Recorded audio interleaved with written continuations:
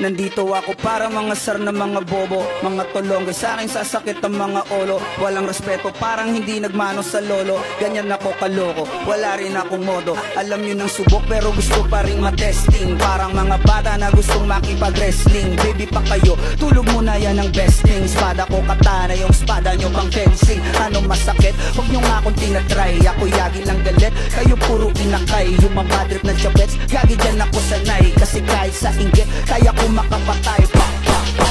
Tuhod, dibdib, ulo, tama na kangising nakatitig, nalilisik, walang awa. Gusto mo kong pabagsakin na nanaginip ka pa yata.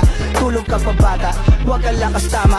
Cancel daw si Clizzy, puro kayo mga joke, pre nakakatawa. Kung magbabanta ka dapat yun nakakakaba. Pag sinipa kita pre, magmumukha kang paa. Kasi di mo ako kaya boy.